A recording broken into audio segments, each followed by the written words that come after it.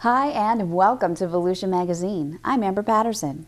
Today we'll find out why sit, stay, speak is for the amateurs on the Business Beat with Michelle Coates as she takes us for a look at Southern Coast Canine. Then we'll join health reporter Stephanie Strong as she brings us more information about a program for the prevention of tobacco. Finally, we'll join Community Information Director Dave Byron in the studio for a discussion about holiday safety tips with his guest. Those segments, news, and more coming right up on Volusia Magazine. Stay tuned.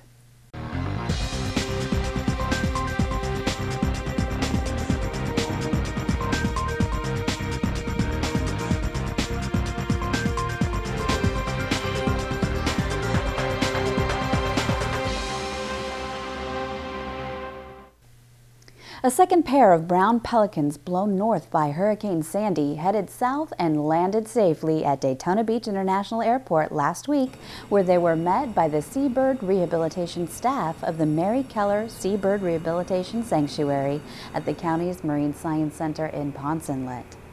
Pelicans typically don't venture north of the Chesapeake Bay, but the winds from Sandy blew the pair off course. Well, today we are at the cargo terminal of Daytona Beach International Airport because we've had this wonderful partnership with Rhode Island and the Wildlife Rehabilitation Center in Rhode Island, who has amassed the resources to transport pelicans that have been displaced all the way to Rhode Island to bring them back to sunny Florida for a chance to have them rehabilitated at our bird hospital here at the Marine Science Center. And we are going to be taking care of them, getting them back and ready to be released to the wild. One brown pelican was rescued via jet ski off of the coast of Prudence Island in Narragansett Bay on November 18th.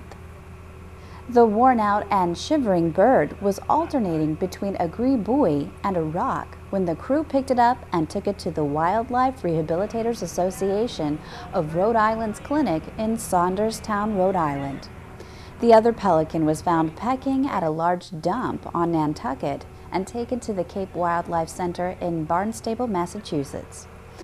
Well, this evening we'll start off with just de-stressing and stabilizing them after the long ordeal that they've been through today. So we'll rehydrate them with some fluids, do a quick physical exam to make sure everybody recovers okay from the flight, and give them, of course, lots of fish. Howard Coombs and David Hancock of Daytona Beach flew north to pick up the first pair of birds and set off on a 7-hour return trip to Florida. The 4 brown pelicans are receiving tender, loving care at the Marine Science Center, and they're expected to be released after some much-needed rest. For more information about the Mary Keller Seabird Rehabilitation Sanctuary at the Marine Science Center, you can visit marinesciencecenter.com. The vast collection of books, CDs, and other materials in the Volusia County Public Library system is worth millions of dollars. So when the patrons borrow materials and don't return them, the items have to be replaced at additional cost to taxpayers. Outstanding fines for patrons with overdue materials and unreturned library materials also can add up to hundreds of thousands of dollars. In October of 2008, the Volusia County Council hired Unique Management Services, a Jefferson, Indiana-based company that specializes in the recovery of delinquent library materials and collection of fines. Since the company was hired, more than $526,000 in cash and value of materials has been collected by the library system. County Library Director Lucinda Coley said the county's contract with Unique Management System has been a money saver. And the company's collection methods were designed to maintain patron goodwill. Using Unique Management has been very successful for the library. We have been able to get a lot of materials returned in a much quicker manner so that we can get them back on the shelves and we can get them checked out to patrons that have been wanting to check them out to read or view. And we only use Unique for those accounts that owe more than $25. With Unique's positive track record with the library system, the Volusia County Council recently renewed the agreement with the company for another year. You can enjoy a green Christmas this year by cutting down your own tree at the Lyonia Preserve in Deltona. You'll not only get a unique tree, but you'll also help maintain the habitat for Florida scrub jays and gopher tortoises. You can select your favorite sand pine from 10 a.m. to 4 p.m. Saturday and Sunday, December 15th and 16th. Bring your own saw and park along the road near the back entrance to Deltona Lakes Elementary School. Donations are requested and proceeds will be used by the Friends of the Library to purchase Florida Habitat books from the Deltona Regional Library. This is a great event because it benefits in so many ways. To manage the scrub here at Lyonia Preserve, we want to maintain an open, low-growing habitat. So by cutting the sand pines, you help us to manage it in that way. Also, it's going to benefit the Friends of the Library. The proceeds will go to them. But the best thing about it really is that families can come out with their kids and cut their own Christmas tree. There's not many places that you can do that nowadays. So that's really the fun part of it. While they're not traditional holiday trees, sand pines are popular among Floridians. These native trees have been likened to Charlie Brown's Christmas tree because they're sparse and sometimes they're lopsided. They average 4 to 5 feet tall and can grow up to 20 feet tall. 2 or 3 trees can be tied together to make a fuller tree, and many people decorate them and leave them outside for wildlife. For more information, you can call Bonnie Carey at 386-804-0437.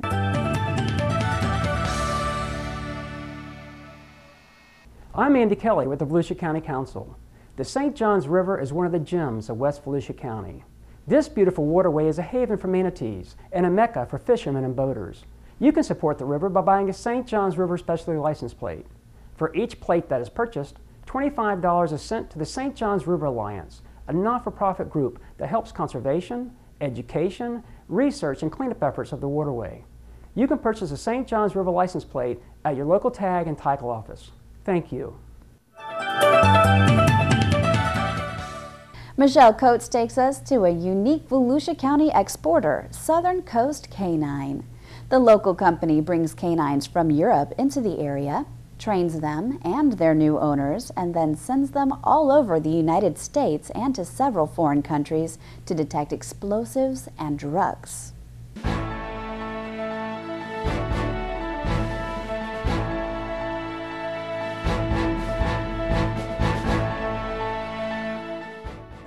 We're here at Southern Coast Canine, home of a major training facility of canine animals that are exported around the world. It's one of 2 in the state of Florida.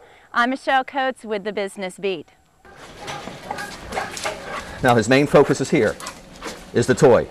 You can do whatever you do and he could care less about, all he cares about is his toy. Southern Coast Canine drug-sniffing dogs have seized millions of dollars worth of cocaine, found marijuana hidden in the seams of convicts' clothing, and hundreds of pounds of narcotics deeply hidden in cargo trucks and containers. Their dogs serve as military dogs in the United States and overseas in combat zones like Iraq. You'll also find them in the homes of ordinary folk, protecting their human family. From freight stops and prison inspections to bed bug detectors, Southern Coast Canines fill a unique role. We spoke with Bill Heiser, founder of Southern Coast Canine. We train police, we train the police dogs and the dogs themselves for either drugs, bombs, or dual purpose, which is a police dog. A police dog is a felony apprehension dog and either does drugs or does bomb. Heiser, along with a team of trainers, is dedicated to working with German Shepherds, Labrador Retrievers, and Belgian Malinois to detect drugs, explosive devices, and cell phones. The dogs are brought over from Europe, where the world's best canines have been bred for decades. We go to Europe, we hand select the dogs, like I said, we test them and see if they have the ability that we're looking for. And once we do that, then we bring them back to the States. And it takes us anywhere from 10 to 12 weeks to train a dog. Then we bring a handler in for another 4 weeks and match him with a proper dog for him. Heiser travels to Europe a few times a year, and each time he returns with 30 to 40 canines. A dog must be sociable, well-rounded, and possess an extreme hunt drive. A dog's sense of hearing is 30 times greater than ours. So we have a wall up here, and we make sure there's a lot of noise, a lot of movement in there, and whether they get spooked and leave, or whether they're so concentrated on the drive to get that toy that they could care less about anything. There he is. Canine training prepares teams for what they will encounter when they go to work for real.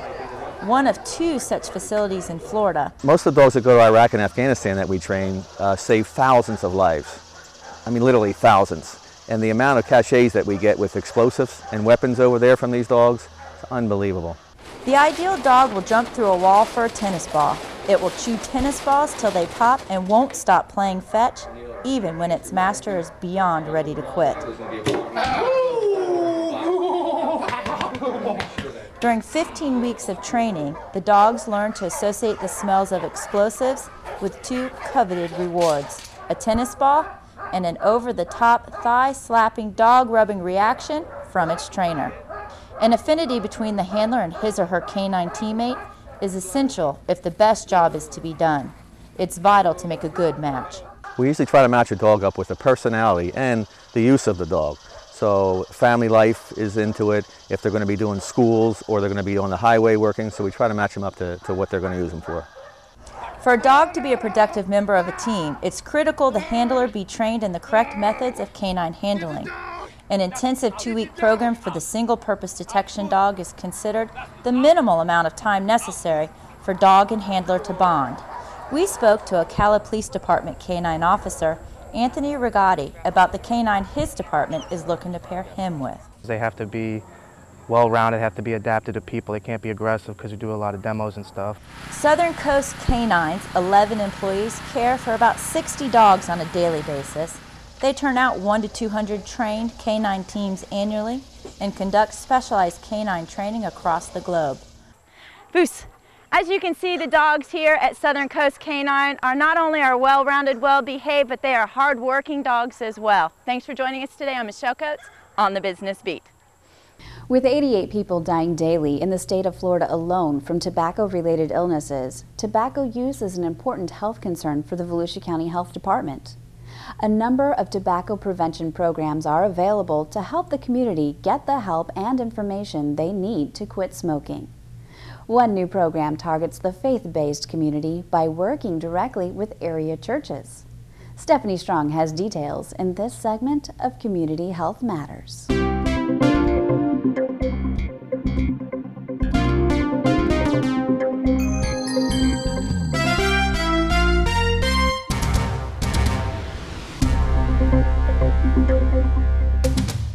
On Sunday mornings, you'll find congregations across the country joining together for worship. The Volusia County Health Department's Tobacco Prevention Program is reaching out to the faith-based community to raise awareness to the dangers of tobacco. The program hopes to lift the spirits of those who may need a little help to kick the habit of tobacco. It's a deadly habit. Tobacco-related illnesses are responsible for 88 deaths a day in the state of Florida. The dangers of using tobacco are the basic health effects that people generally hear about. Tobacco products can affect everything in the person's body. Everywhere that blood flows in a person's body, you can find residue of tar, which is left over from the tobacco product. So anywhere that blood travels in the body is pretty much going to be affected by a person's tobacco usage. While some churches have health ministries, the health department's faith-based program targets underserved populations and incorporates the development of a health ministry for churches without them. The purpose of the faith-based program is a new initiative from the Department of Health where the local tobacco prevention program is working with faith-based organizations, churches, synagogues, institutions of faith to get to their congregation the message about tobacco prevention and how important it is. Tobacco prevention is an important program for Volusia County, ensuring that the community remains healthy. The objectives of the program are to, one, work with youth in the church, and that can be youth ranging from middle, high school, sometimes we do elementary school, all the way up to college-age students, and educating them on the dangers of tobacco use, ways of prevention.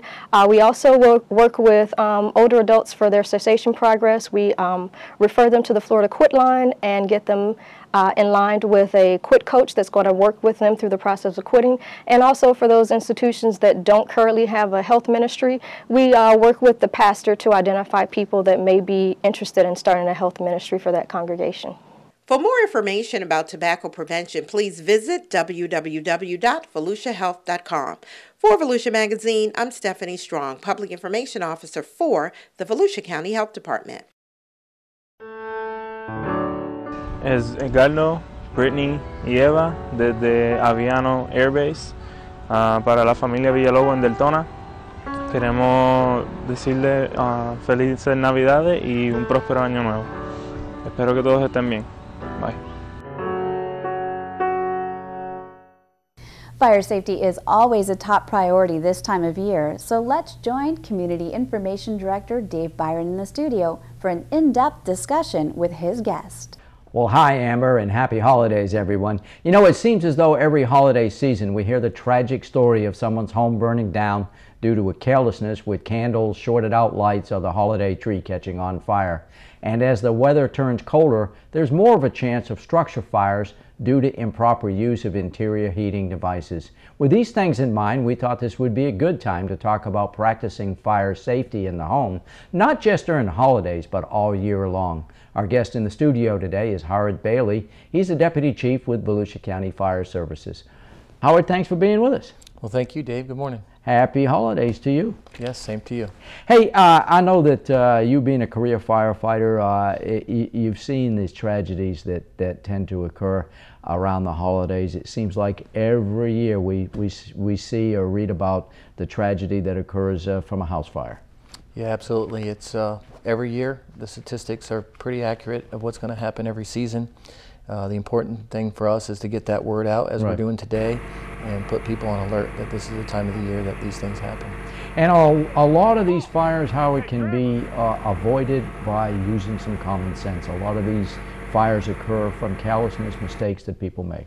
Yeah, you know, holidays, everything's even more hectic than it is throughout the year.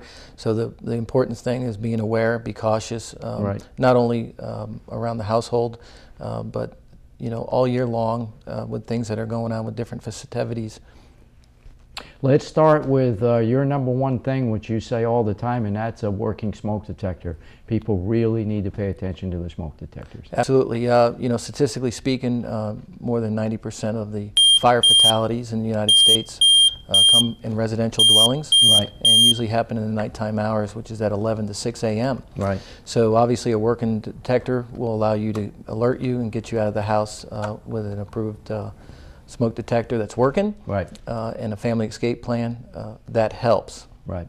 Howard, let's talk about Christmas lights. A lot of people like to put lights up on the inside of the house as well as on the outside of the house. And there are some safety things that you need to keep in mind when you put these lights up around the home. Let's talk about some of the common sense things there. Well, first thing we do after sitting in the attic with above 100 degrees all year long is we take out the ball of Christmas lights and we start unwinding them. They're usually all strung together. All strung together. Right. And you put them up, you plug them in, and you don't think anything else, both outside and inside. Right. But unfortunately, over a period of time, and because of the heat, some of those wires begin to crack and fray and become hazards. And again, statistically, every year there's problems with wiring just from Christmas lights alone that end up in fire fatalities in some cases. And Howard, a lot of people really like to put the lights up around the outside of the house, and a lot of times people really put a lot of lights up around the house, which means that they tend to string lights together and oftentimes overload the capacity of the circuits and even the capacity of the lights themselves, and that can cause a short and a fire. Correct, and first thing we think about that is Christmas vacation. Everybody's trying to get as many lights as possible in, and not only on the outside but on the inside as well. And just some of the things of being cautious with is making sure again that they're UL listed lights, that you're checking them before you put them up. You're not overloading the extension cords that are out there, and equally important is when you are putting them out there, be careful with the power line feed coming in from the power pole. And Howard, there is a difference between lights that are made for outdoor use versus lights that are made for indoor use. So if you're going to put lights up around the outside of the house, you should make sure that that's the proper lighting for outdoors. Yeah, when you go out shopping for Christmas lights, and LED is the most popular these days. They're energy efficient. They tend to stay lit if you've got one bulb out, so you're not stressing out over that. Right. But right on the box, as well as the UL listing, they'll tell you indoor and outdoor, so you got to make sure you pay attention to that. A lot of times people will be fascinated by the photo or the price, but you got to make sure the qualifications on the box. Christmas trees, there's some common sense there as well, particularly if you're using a real tree. Yes. You know, some of those trees are cut a month or two in advance in some cases. They're shipped from locations around the United States. Right. You go to the lot, you pick one out. Good idea is just to go ahead and bounce it on the ground. If any of the needles fall off, you know you've probably got a tree that's starting to dry out already. Or you can actually just take the pine needle itself and kind of bend it over. If it snaps, it's already starting to dry out. Some type of corn syrup or lemon lime soda in the water will also preserve it, keep it moist. Right. So that way when you do string those approved working lights on the tree, you're in a safe place. You mentioned the corn syrup or the watering of the tree. That's extremely important. You know, my experience with pine trees is that they can suck up a lot of water. I mean, you almost have to water them every day. Like a pet, every day. Got to check on it, and for the most part, kids usually enjoy that. You know, that's part of their holiday chore is keeping the tree watered for Santa. And the location of where you put the tree in the house is important. I mean, it seems like a common sense thing, but people tend to overlook the fact that they might put the tree a little close to the fireplace or a heating source or that sort of thing. Maybe a lit candle on the inside. So where you put the tree is important. It is. You don't want it on an path of exit in case of an emergency in the middle of the night, obviously. Too close to the fireplace, space heater, all those things that may create a hazard during an emergency situation, and the further away you can get from a heat source, the better, obviously. And not overload the amount of light you put on the tree too, as well. Yeah, correct. A lot of times people want the biggest tree they can find. Yeah, they do. And they got the smallest space available. Let's talk about candles. A lot of people throughout, you know, all year, but particularly throughout the holiday season, they like to use candles, put them up on mantles, put them up maybe in the windows or on the table or so forth. People need to really, really be careful with candles because I know you've seen a lot of fires start from candles. Again, unintentional and not being aware of something that's burning. Like an outside fire, we don't leave any fire unattended inside either. And a lot of times people, both in the fireplace setting and with candles, which are very decorative this time of year to have, you can't leave them unattended. Pets, some of our bigger pets running around the house, some of the younger kids knock it over and walk into the other room and obviously causes some fire danger there. A lot of people, you know, like to put candles up, let's say like in the bathroom or in a, you know, in the kitchen or that sort of thing. And as you say, people become distracted. Maybe they get tired, they go to bed, forget to put the candles out. That's a real problem, and people that maybe have too much to drink fall asleep. Yeah, we try to say only use a candle in the room you're working in, or you know, obviously celebrating in at this point. But like a ceiling fan, if you're not in the room, you don't have it lit, or in this case, a fan having it on. With candles, for those type of aesthetics, they actually make a imitation candle that actually has a flickering flame on it. Yeah, very nice. You really have to study it. Is that a real candle? Yeah, very nice. They're very well made these days, and they do the same thing. Very nice. And one thing people tend to overlook sometimes is the fact that, you know, in the wintertime in Florida, it can be a little chilly in the morning, and then it can warm up later in the day. People tend to open up the windows and not realize once they open up the window, you know, the drapes by the window can blow and perhaps blow into a candle on a table or that sort of thing. So that's something just to keep in mind as well. Absolutely. It's almost like you're reading off fire report statistics here, because those are the exact same things that we have to write down in a report cause a fire, and that absolutely does happen. Howard, you know, obviously when it gets chilly in Florida, a lot of people like to turn to some type of additional heating source inside the house, maybe to support their outside heating system and so forth, maybe the space heaters and so forth. There are some common sense things there that people need to be concerned about. Yeah, with a space heater, again, it's something that statistically every year will cause a fire. Right. Whether you're using lights, space heater, any type of artificial heating unit, the importance again of it being UL listed, manufacturer's recommendations as far as usage goes, and proper placement within those guidelines will tell you where you should and shouldn't place that unit. It's easy to say, okay, 3 feet from anything you've got going in the house, but your example of the curtains blowing with the window open, although why would you have both? But people do for the change of air. Things like that cause accidents that are definitely unattended. Because of unattended circumstances, end up being tragedies. You open up the gifts, you got a lot of wrapping paper around there, you may have a fire going in the fireplace, you may have a space heater going. A lot of people, as you say, get excited, get distracted, opening up all the gifts, you get all this paper around. That is something to be wary of. Yep, it's a scene that's at my house every year. Plenty of wrapping paper. Nobody wants to pick it up, and it's convenient to throw it in the fireplace. The fireplace alone, on an annual basis, is something that needs to be cleaned, needs to be inspected, and we don't recommend anybody throwing paper material into a fireplace setting. Just like we wouldn't want to overload it with too much wood. But yeah, that paper close to the fireplace obviously will ignite. Space heater, candles, all that stuff is in potential to be a fire hazard. And you never really want to use kerosene or some type of fuel source inside the house. Not at any time for any reason. We talk about that during the hurricane season as well. It seems like we have a season all throughout the year. Yeah, we do. Yeah, they're all related together. But yeah, obviously we don't want any type of kerosene type devices in the house that can lead to other hazards.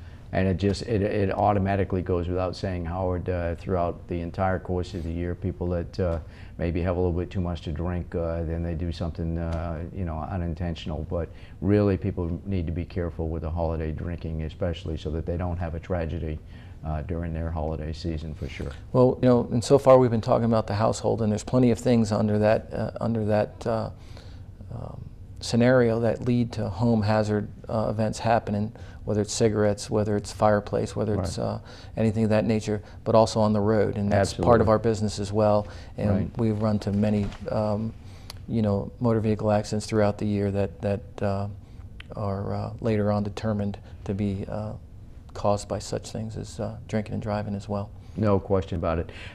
For information out there, perhaps people want to get some fire safety information. Howard, where do people go to get some additional facts? Locally, volusia.org, www.volusia.org. You can go to fire services, and we have a lot of holiday safety actually throughout the year, safety messages out there that we put there for the public. There we also have links to FEMA at the federal level that also has additional information. Well, Howard, I want to thank you very much for being with us and sharing some really good information, mostly common sense stuff, but it's time for people to just kind of stop and maybe absorb a little bit of this. We get, as you say, we get a little rushed and tend to lose our wits about us. So let's hope that we can get through the holiday season in a safe and joyful manner, huh? Absolutely. Happy holidays. Thank you. Same to you, Howard. Right. Our guest today, Howard Bailey, Deputy Fire Chief with Volusia County Fire Services. And back to you, Amber, and again, happy holidays to everyone out there. Thanks, Dave, and thank you for watching Volusia Magazine. If you have any questions about our program, just give us a call at any of the numbers you see listed here, or you can log on to volusia.org. You can also watch the show online. Just go to volusia.org and click on the Volusia Magazine icon. We also hope you'll tune into Volusia Today, Volusia County Government's public information radio broadcast. Volusia Today airs every Tuesday and Sunday mornings on the local radio stations you see listed here. We'd like to invite you to the next Volusia County Council meeting, which is scheduled for Thursday, December 6th at 9 a.m. in the Council Chambers in DeLand. Public participation is welcome. For Volusia Magazine, I'm Amber Patterson. Have a great evening.